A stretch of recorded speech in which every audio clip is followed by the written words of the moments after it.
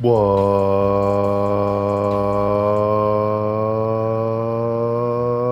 is up, YouTube? We are back recapping UFC 322, which just happened. Great way to end my vacation, just straight wrestle, nut hugging type stuff. Um, we'll get to that at the very end. Um, some great performances, some mid performances. Um, Horrible card to bet on. If you faded 80%, you were doing decent, no doubt. Um, Put myself in an even bigger hole doing it. Tough. It happens. Originally, I was gonna hunt. I was gonna do matchups to make next. I I lost motivation as the days went on, and I just want to get it over with, rip it off like a band-aid. We'll regroup in 2 days for the breakdown of the UFC Qatar fight between Arman and Dan Hooker. But for right now, we're gonna get through it. We'll start off with the first fight. Uh, Vyacheslav Borshev lost to Matheus Camillo by decision.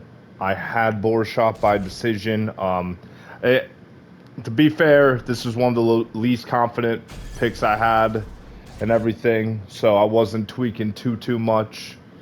Um, you know, it happens. It is what it is. Um, I had Camille win in the first round. Second round, I did give the Borshoff. I don't know how there's 30-27s in there. Third round, I give to Camillo. Third round, no urgency from Borshev, from what I remember.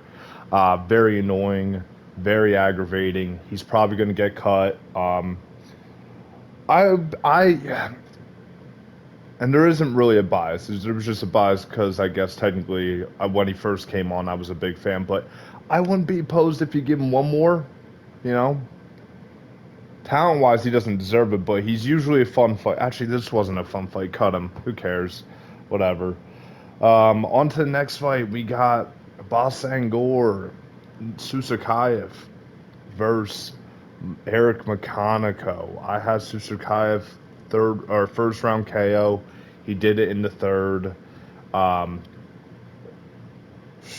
I mean, I am not sold on this guy whatsoever. His first fight, I was like, whatever, short notice guy. Literally very short notice. Literally fought on the Contender Series week before. So I was like, yeah, it doesn't look good, but it's whatever. It could definitely grow and improve. First off, I need to give credit where credit is due. McConico definitely looked better than I ever thought he was going to look. He was very aggressive. Was not scared in there at all. Suzukaev just being a tool, moving around, acting like he's some hot shit or something. Like, get out of here, bro. I hope he gets chin low key. I don't know. I don't like this guy actually anymore. If you're winning and doing it, like it is all about like it is a sport that's like that. If you're winning and doing it, like it might like still annoyed me when Gene Silva did it, but when Marab does it, it's like I'm a hypocrite. Like I don't know why, but Susakaev was making me mad with that. And it's also like we're putting money on this, and most people are probably betting first round KO, and if he's not out there acting like a tool showboating, and by the way, it didn't even look that good when he was doing it. Monconico was capitalizing, and what a mess. But to be fair, in the very end of all of it, he did have a nasty KO, one of the KOs of the year. I will give him credit there. One of the nastiest straights I've ever seen, honestly. Um, Catches him like right through the chin. McConico like basically just like it kind of seemed like a delayed reaction, honestly. It just he didn't like go down right away, but he eventually like got wobbled into like and then face planted on his own and crazy KO. Not sold on Susakaev and stop playing with your food. It's annoying, unless you're doing well with it. I don't know, but either way, we'll see what they do with him next. I don't even care to match him up really. On to the next fight, though. We got Fatima Klein defeating Angela Hill by decision. I had Klein first round sub. I know Angela Hill is always a tough out. I get that.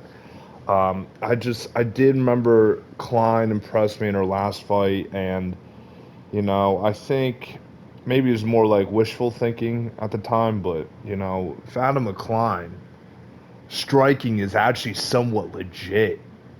Some of these combos, the versatility in the strikes, very impressed. Um, Hill's chin is crazy, crazy though. Like ate that head kick flush, that was kind of nuts. And then I think there was like a spinning back fist while she was on the ground, like right before that, and then it led into the head kick, shin to chin type stuff. But I got to give credit where it's due again. Angela Hill, very durable. Um, she probably should be cut, honestly, but I don't know. Maybe keep around because she's somewhat of a name. I mean, but like, only like the I don't know. It's whatever. But but we gotta talk about Klein. Right now, she is the one to watch out for strawweight, especially after Amarim just got fraud checked. She is the one I'm watching out for at strawweight. I think she's also very young, like mid 20s type. So great win for her. That is a heck of a performance. Angela Hill usually does have like pretty competitive fights with some of the other top contenders too, from what I remember. I think she's even beaten some of them that are still up there. So, for Klein to do that, and granted, we could say that Angela Hill was finally over the hill, no pun intended, but I don't know. I don't know, So, great win for Klein. Very excited to see what she gets next. She should be getting a ranked opponent next. Strawweight is not that good. It's looked better in the past 6 months than it has in the past year, but that's not saying much because not much has happened aside from like a few prospects losing and a few of these what we thought prospects getting fraud checked. So actually, technically, might be worse. It might be worse. I don't know. On to the next fight. We got. Oh wait, and then how I scored it. I had Klein 30-27 across the board. On to the next fight, though, we got Pat Sabatini defeating Chepe Mariscal by decision. I had Chepe second round KO. Um, I don't think this is my lock of the card, but it was a very close second for Chepe. Not by KO, but Chepe in general. Does Vegas know something I don't? Why was Sabatini a slight favorite? Going into it made no sense. I don't. The Joe Anderson Brito win is actually impressive, even though it's boring. It was impressive, but dude, Sabatini's just gonna be one of those guys, man. Just he's gonna get into the top 10 at some point just for doing. He low key is like the Aljo of bantamweight or of featherweight, kind of. I'm trying to think. Am I trying to give Aljo more respect in that regard?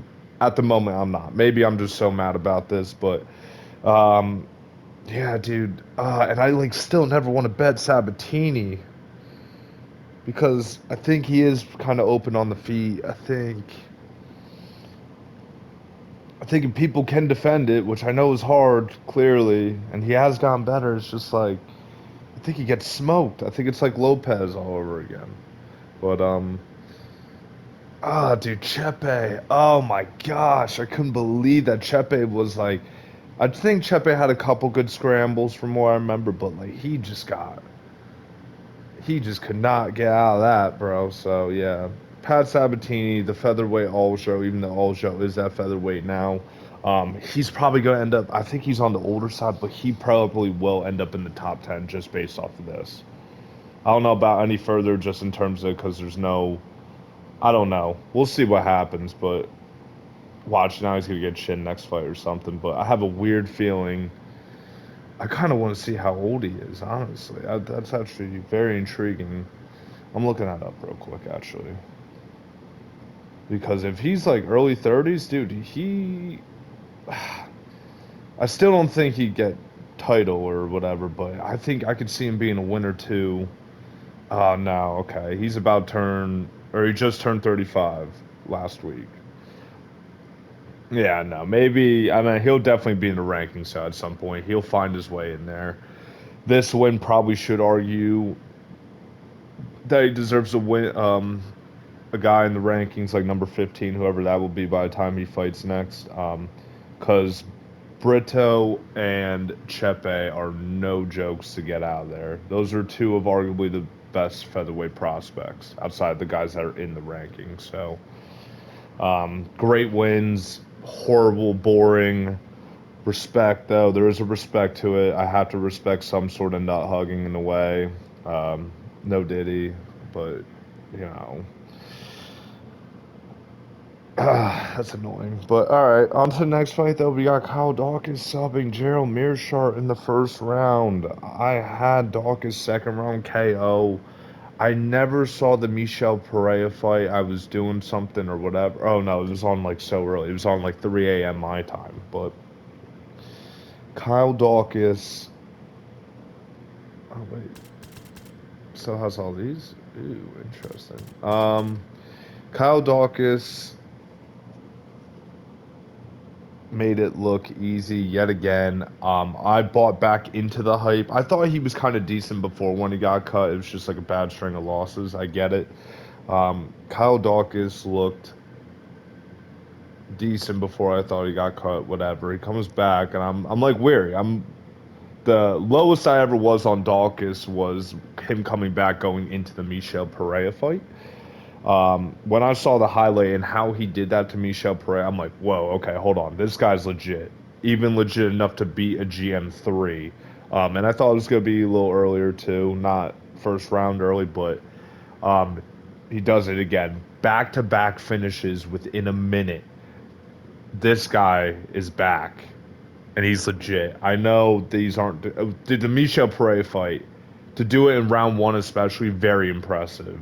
The GM3, I still think it's very impressive with just how quick he did it and the way he did it with the sub, but insane, dude. As soon as he hit GM3, GM3 could not take it. It turned into a club and sub.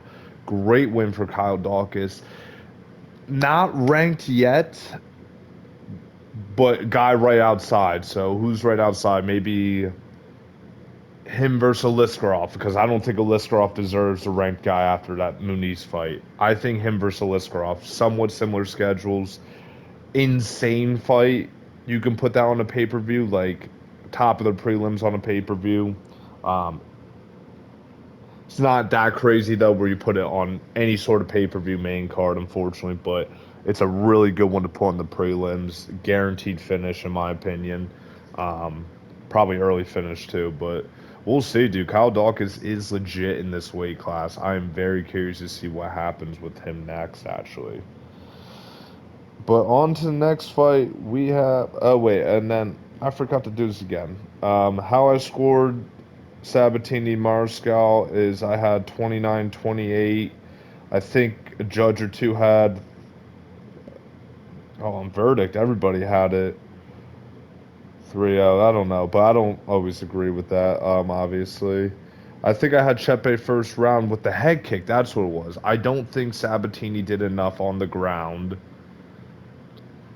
that would warrant giving him that round over Chepe. But we had to go back to talk about that. Obviously, Dawkins' fight ended in first round, so we didn't have to judge around there. But let's talk about uh, this Wellmaker versus Ethan Ewing fight.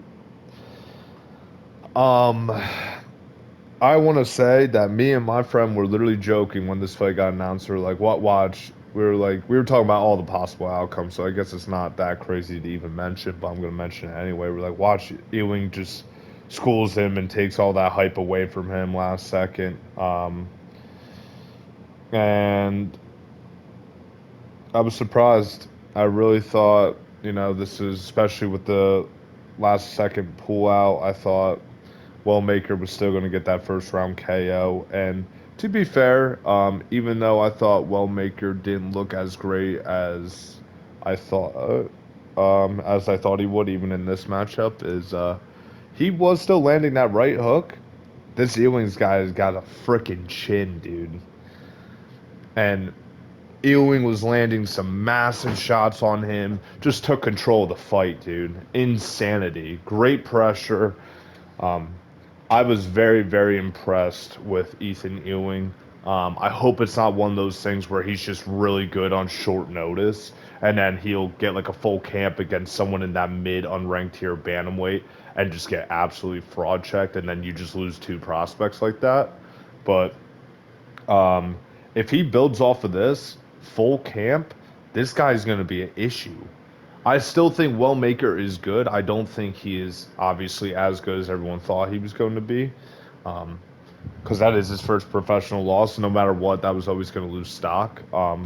But Wellmaker was in there. It's not like Wellmaker was Patchy Mix out there barely throwing anything. Like Wellmaker was out there. He was trying to do what he wanted to do. But Ethan Ewing was on a mission. It was crazy.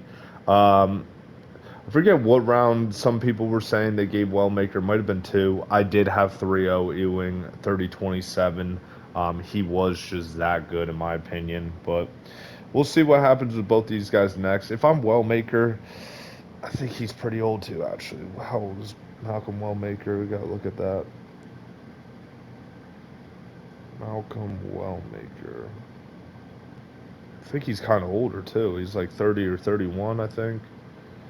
Yeah, he's 31. So let's give Wellmaker some time off to improve, whatever, but not too much time. Like I'm saying, like 6 months, something like that, which I think was like around the same time since he last fought. But um, even like more time, if he could really try to improve or whatever, maybe switch up to a different gym. Very interested to see what would happen next. But shout out to Ethan Ewing. Very curious to see what they do with him next. Um, Maybe also give him some time off, 4 or 5 months. Come back and we'll see what he look like after some improvements and after that debut. On to the next next fight, we got Aaron Blanche Magomedov submitting Tracy Cortez in the second round. I had Blanche Magomedov by decision. Lock of the card was the money line. Lock of the card was actually, yeah, Blanche Magomedov by decision. Um, I don't kind of remember this fight too much outside of like a few little things, which was Blanche was standing with her and just getting pieced up first round. I gave first round Cortez.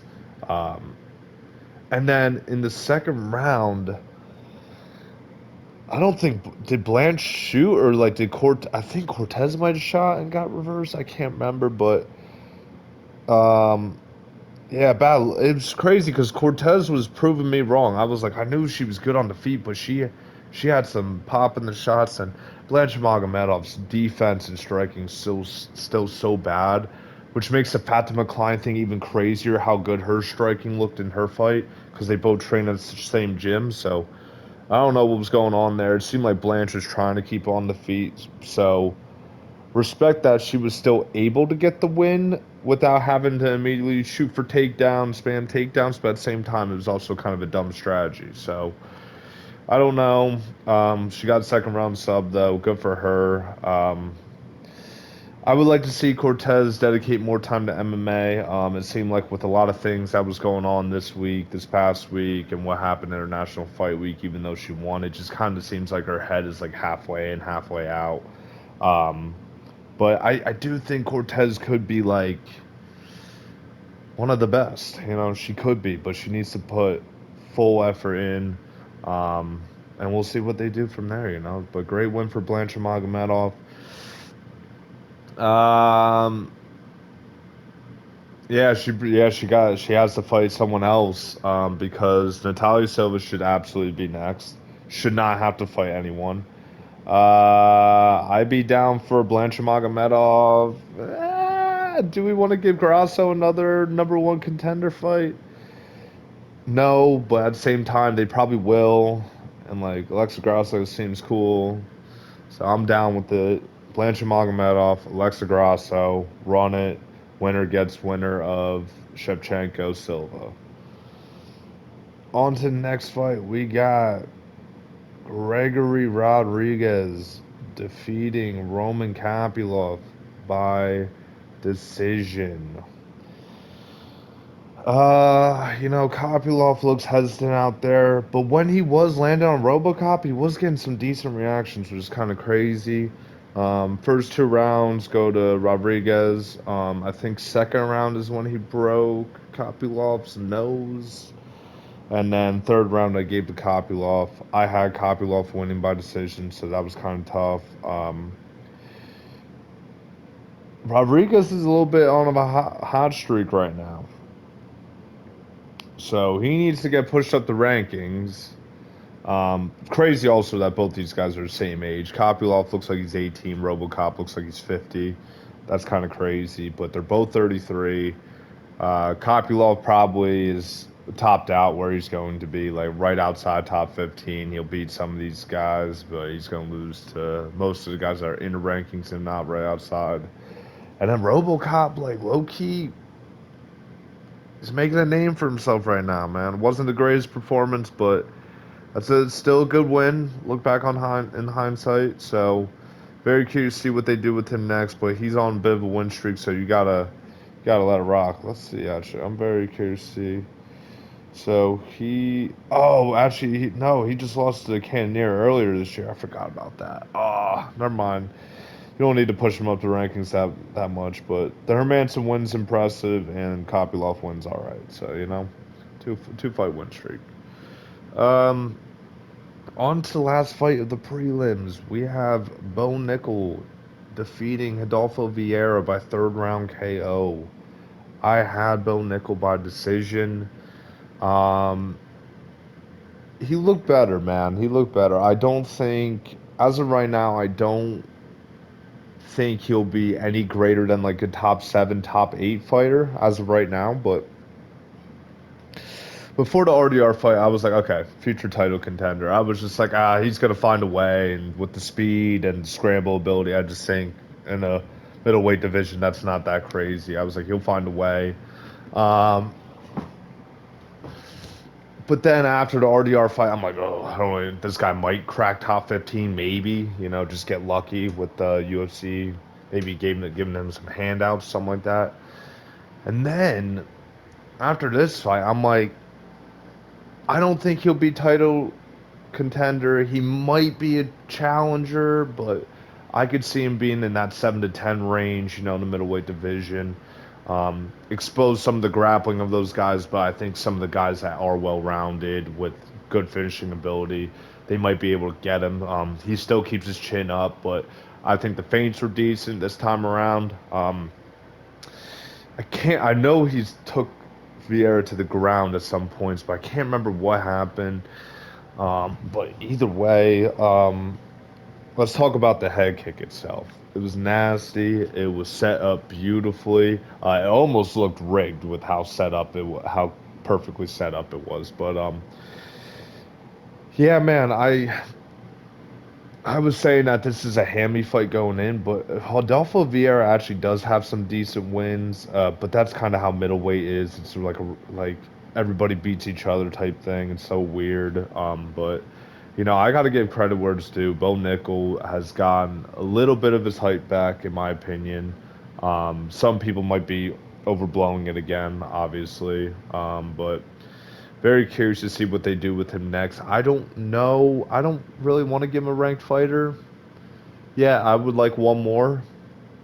One more guy outside. You got to think he only has like 8 professional fights, something like that. 9 now, actually. So yeah.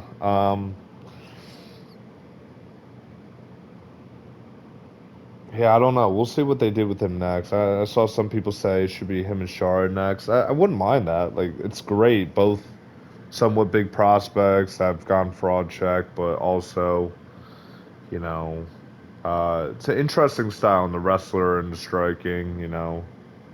But I don't know. We'll see what happens. That's very interesting. If that's the fight, I think there's other ones you can look at. You can look at him versus Liskroff. You can look at him versus Kyle Dawkins. Who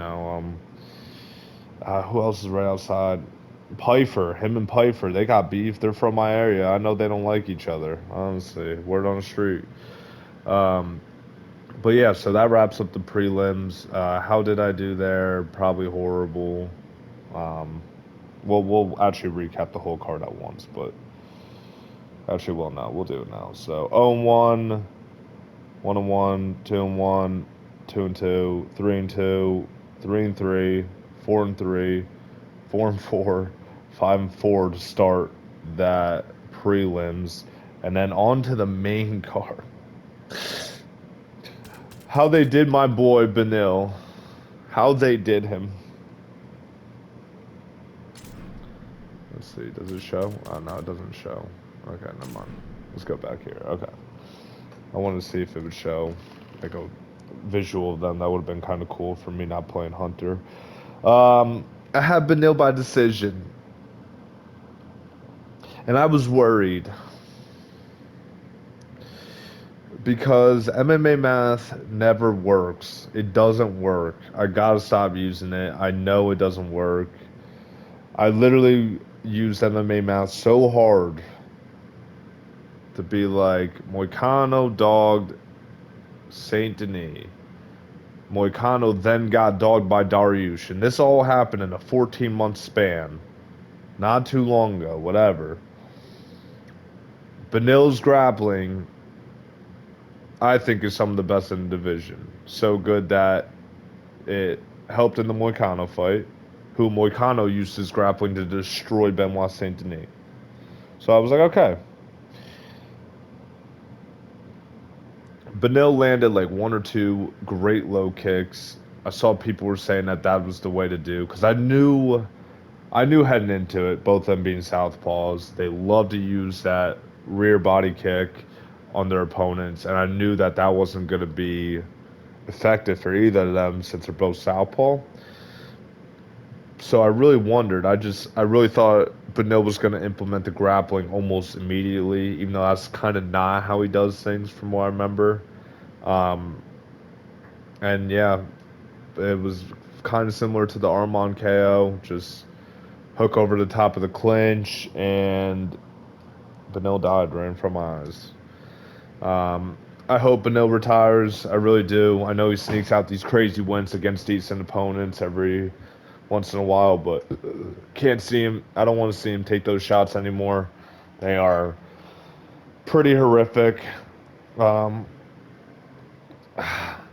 very, very sad to watch. Honestly, I was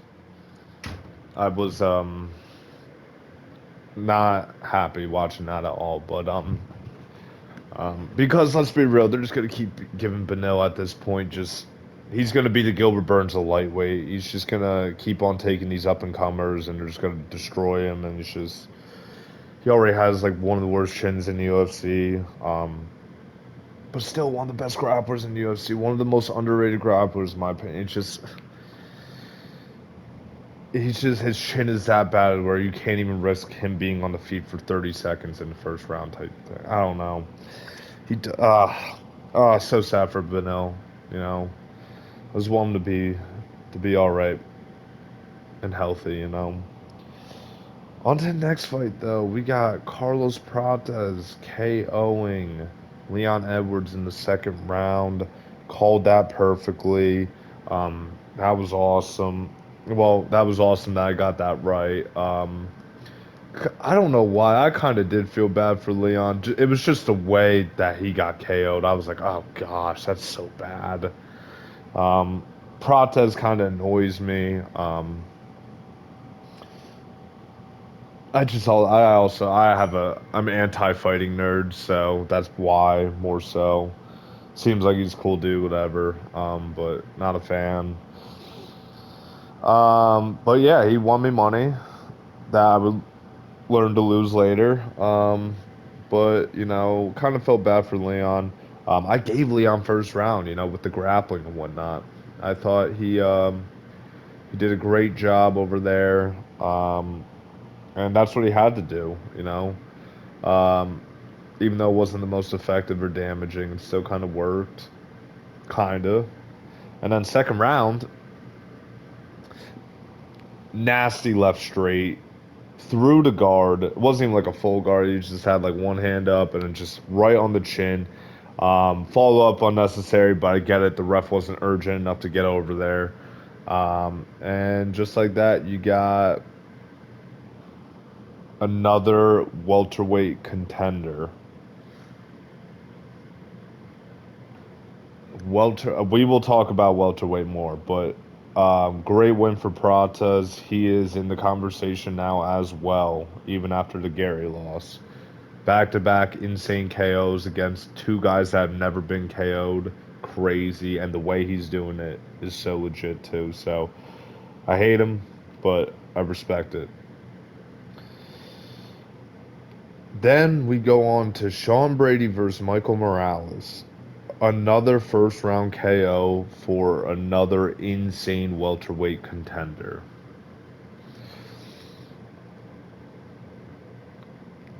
This was nuts. I had Brady decision. I I dude, the physicality and size of Morales is insane. Once I saw him connect once, I was like, I was like, I'm an idiot. I was like, Brady's actually going to get destroyed right here. I felt it. But I don't know. Sean Brady, I still think is absolutely legit. I just think that was a horrible stylistic matchup for him. And like I don't know, dude. That was crazy. It kind of makes me feel like Ian Gary would be Sean Brady. And I think that would happen, which is sucks to say. But Ian Gary's also that good too. And if Ian Gary wins, you got three guys deserving a title shot right now. Morales, Prates, and Gary. And you can still argue Shavkat deserve. I mean, he's gonna have to fight again, no doubt, obviously. But Shavkat, technically on paper, deserves one too. Insane. We will talk about it in a second, but welterweight is insane. Great win for Morales. We're going to talk more about everything towards the end of the video, what we're going to do with these guys. And Brady, take some time off, not too much, but take at least probably 6 to 9 months off. Not 9 months. Take 6 months off and come back, get a dominant win, and just like that, you're right back in it again. On to the next fight, the co-main event. We got Valentina Shevchenko defeating Zhang Wei Li. Dominant performance. Body kicks were there. I'm so glad I stuck with this. I called this like perfectly. I said, ooh, Shevchenko's going to stink it up and just show that the size does matter in the women's divisions. I'm so glad because the whole time leading up to this fight until like probably a week or two out, probably a week out, I was Shevchenko decision. And then, yeah. Or no, I was Wei Li decision, changed his Shevchenko decision. And during the time of the fights, almost switched back to Wei Li twice, and I'm so glad I did not do that. Shevchenko, boring fight, but she got it done. Natalia Silva's up next. Natalia Silva wins too, brother. I'm calling it right now. I've been saying it, and this performance doesn't. This performance, I think, especially the Man Fira performance made me very confident in Natalia Silva. This performance made me a little more confident in Shevchenko, but I'm still rocking Natalia Silva. Like, no doubt. She's going to give Shevchenko a lot of issues, in my opinion, moving around all the time, being very rangy. It's going to be very interesting, and Shevchenko will lose, in my opinion. But as for Whaley, go back down there, get that belt back from Dern, restore order there, make it easy too, and then just start destroying these strawweights again. Really solidify. I mean, you probably are a GOAT strawweight already, um, but really solidify it. Make a statement. You know what I mean? So um, she probably is GOAT strawweight. The Rose losses are tough though. Yeah, but yeah, both of them. Um, yeah, that kind of sucks that fight, but it's whatever. Generational fight, you still gotta respect it. I just kind of wish Whaley had a little bit more for her, but at the same time, I had Shevchenko to win. So either way, it is what it is. On to the main event. Islam Makhachev defeats Jack Della Maddalene. Oh, and by the way, Shevchenko, I had 50-45. That was easy. On to the next fight. Main event. Makhachev defeats Della Maddalena decision. Yes. What a fight. Fight of the year contender. Insane. I couldn't believe it. I'm joking. Kind of sucked, especially since even though I had Makhachev, I changed that last second. Both of my last second changes before fight week paid off, but I bet Islam inside the distance. Put heavy on it and lost all my money because of it. So I was mad. I paid $80 for that pay-per-view on top of it. Main card started off great. Last two fights robbed my money.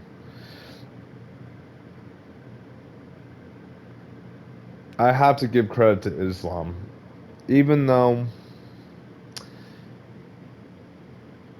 he was playing it so safe, wasn't taking any risk, which I kind of get. I have to respect in a way. Double champ, first time up at 170, and they definitely respected the skills of JDM.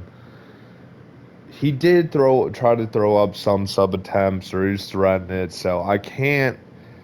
Like I said, I'm mad because I paid for it. It was boring, um, and the Habib fan base is kind of horrible. They are. It's just that's how it is. They're just like I'm gonna be careful what I say because we're on YouTube. But either way, Islam is was very good, very dominant. I I think I liked his performance more than Shemaev's performance because they are very similar. It's just not hugging for 20 plus minutes, and where the other guy had horrible takedown defense.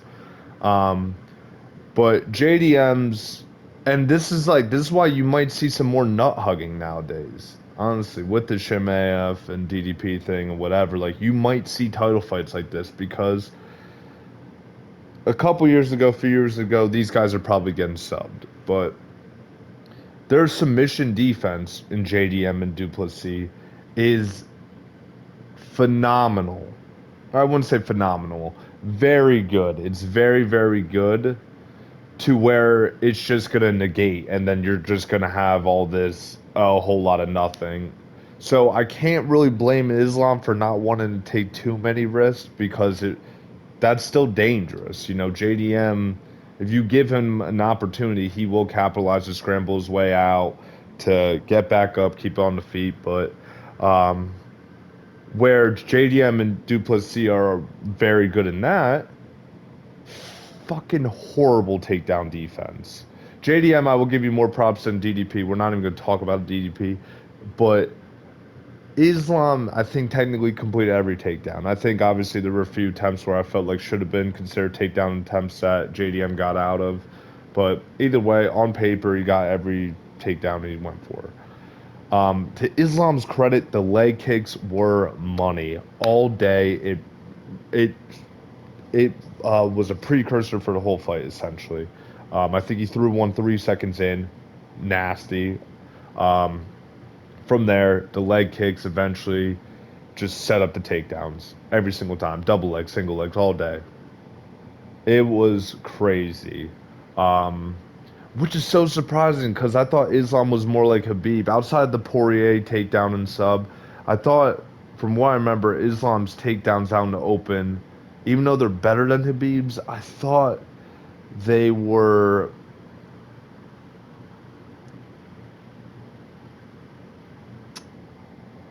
I thought they were still like not. I wouldn't say bad. I can't say bad. Like, but like they're just overrated. They're not as good as what people say is takedowns out in the open. But this fight, can't ever say that again. You can't. You can't say it. I mean, even with the leg kicks adding up, whatever. JDM has some sort of responsibility as a champion, training this whole camp to defend some of those takedowns. But great shots out in the open. The leg kicks, I think, were the biggest factor for me. I mean, in a way, as much as it's boring, you do have to respect that he was able to hold a guy down like JDM for that long. Um, Got to give credit where it's due. As much as it was boring, and I think it was a waste of my money, it is what it is. But and Islam usually does have like finishes in his fight, so I can't. I got to take the bias out of it, whatever, and just essentially very, very grateful. Just be in this era. Probably, actually, not really. I don't really like it that much, but I do respect it. He's one of the best now. He is one of the best. I mean, he already was one of the best. He was top five on my list. Um, Going into this fight, now I gotta look at the stats. I gotta look at everything, but he's probably top three. He probably surpasses DJ at this point. Um, People are saying he's number one. I think you can make an argument for it. He's not for me. I mean, honestly, he should be number two, but I do have Jones. I hate that I include people that do steroids in this sport, but not in MLB. I don't know why I do it, but I just think I don't know, but yeah, I think GSP's still a little ahead of him, a little bit. Like maybe if he gets one or two more, he surpasses GSP. And then I think it's hard with resume wise to take out Jones, but he could be right there. Um, we'll see what he does, and that brings up the next question: what do you do with welterweight? It is like a very, very good but annoying mess that they have right now. There's two people I want to exclude from the talks right now. And these are two of my favorite fighters right now in the UFC, and I still need to exclude them from these talks. Kamal Usman, you're not getting another title shot. You don't deserve another title shot. You already got your automatic title shot and lost that. I know you helped the company get the Hamzat fight, or take the Hamzat fight on short notice, and did very well, very well. However, not a title shot off of one win in a very stacked division. If the division wasn't that stacked, I'd say, yeah, do it. Division's too stacked. Number two, Ilya Taporia. Defend your belt two or three times, and if Islam's still there, do it. I know it won't happen. People will be calling. People are calling for it now. People are calling for it. If he gets even one title defense at lightweight, I don't want to see it at welterweight. I wanted to see it at lightweight. I don't even want to see it at lightweight anymore. I don't want to see Islam go back down. I feel like that's going to make it worse. I wanted to see it even fight, minimal excuses. Ilya moving up initially to fight Islam. I don't want to see it now, unfortunately, with the circumstances and with what the excuses can be after. I don't want to see it. It would be an insane fight to put on the White House. I don't want to see it at 170. I do not want to see it. I don't even want to see it at lightweight anymore. I don't want to see Islam cut all that weight back down to lightweight and look. He probably would lose even worse. And I thought Ilya had it locked at lightweight. If that fight were to happen at welterweight, as much as I love Ilya, believe in his skills, I think Islam destroys him. And I don't want to say, I don't even want to watch the fight because I just feel like that's what happens at welterweight. I don't want to see it. Those two guys are not in the title contender picture, at least at the moment. Get one or two wins in your respective divisions, 1 or 2 more wins in your respective divisions, we'll talk. Welterweight, like I said earlier, has 4 guys that arguably deserve a title shot. How do you match them up? I think I've changed my mind. I'm not even joking 10 times in the last 48 hours on how I wanted to do this. How you have to do this.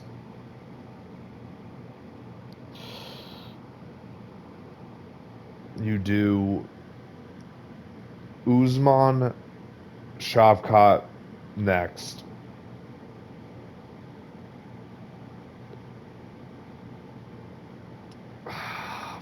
Ah, no. Oh, I can't even. The whole division. It's such a good thing. It's such a beautiful thing, but it's a horrible thing. What do you do? People are going to sit out. People are going to demand a title shot. Already, people are. I think there are 2 of the 5 that are calling for title shots, right, and 3 of the 5 that do not deserve it. I already said Usman. Well, I'm talking in welterweight. Obviously, Ilya's still in lightweight, technically. Usman does not deserve it yet. Shavkat does not deserve it yet. And Prata still technically does not deserve it yet. If Ian Gary beats Bilal, he deserves it. And you guys know how I feel about Ian Gary. Morales deserves it right now, too. Part of me wants to match up those 2, Ian Gary and Morales, for the next title shot. But then what do you... Uh, oh my gosh. Ian Gary needs to knock out Bilal in the first round. And then I say give him title shot. Ian Gary wins by decision.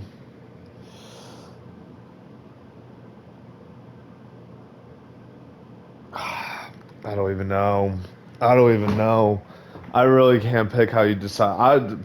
For the first 36 hours after the fight ended, I said give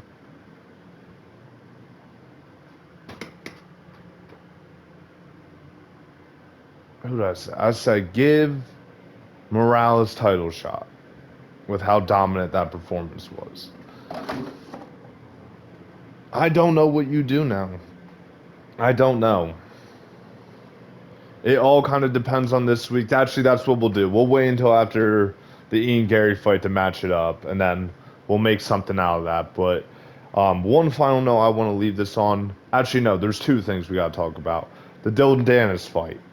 Uh, Dennis, in a way, got what he deserved. I understand, talking nonsense on people's beliefs, or apparently that's what they're claiming. I don't have Twitter, so I wasn't following, but I could definitely see that being in the realm of Dennis.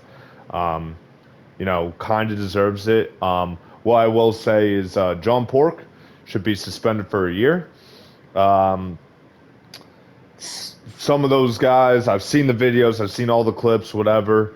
Some of those guys should be banned from attending events as well. I saw like a random fan or 2 get like drop kicked and stuff. Um, I think as much as, I'm fine with Dennis being banned, from MMA events. I get it, because if he wasn't going to get banned this time, I'd give it only a couple more years before he started to fight at another event, just with all the stuff he says and just how he is as a person. But if Dennis is getting banned, you need to ban some of those other guys. And John Pork, I don't say cut him. He's going to be a big name, but he needs to be suspended. You need to keep the same energy as the Habib and McGregor thing. Otherwise, as of right now, maybe it's just me. It's not even a bias thing.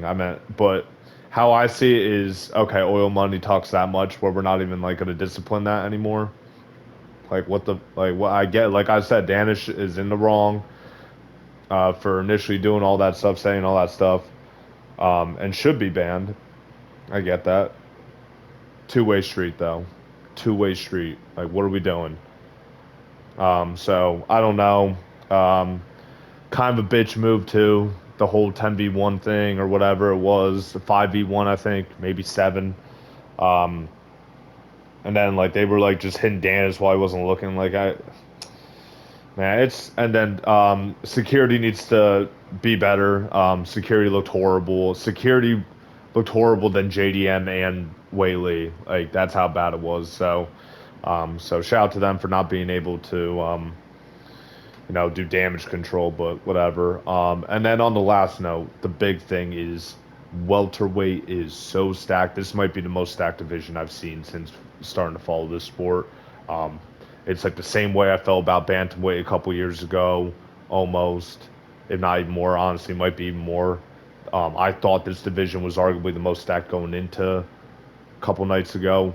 Now it is without a doubt, in my opinion, the best division. And there's still guys that are coming up the rankings. 170 is so legit. And now you have who, in my opinion, should be number one pound for pound, Islam. Now he is the champion over there, which adds more name value to that division than when JDM or Bilal had it, Leon, you name it. Um, I don't want I is we're not going to get into it. We'll break down welterweight next weekend, but either way, it's been so real. We're back. We're locking in for 6 months. We're still thinking about up in the setup and over the break, which so we still got about a month left, a little less than a month left. I think three more cards to end the year, and then we'll make some revisions. We'll revamp it potentially, but it's been so real, YouTube. Um, we will be back probably a couple days, few days, breaking down the Qatar fights. It's going to be awesome. I'm very excited for that card. Um, a lot of title stakes in that too for multiple divisions. So we'll see what happens. But it's been so real. We'll see. Oh wait, and then as for predictions, I went eight of 14 winners, correct? Two perfects, one of them being a decision perfect, and then the other one being, yeah, it was the Valentina decision, and I did call that to a T, which is crazy, and stuck with my guns. And then the Protez round two KO, which I feel like a lot of people kind of had, even though that was Leon's first time getting KO'd. But yeah, either way, it's been real YouTube, and we'll talk to you later. Goodbye.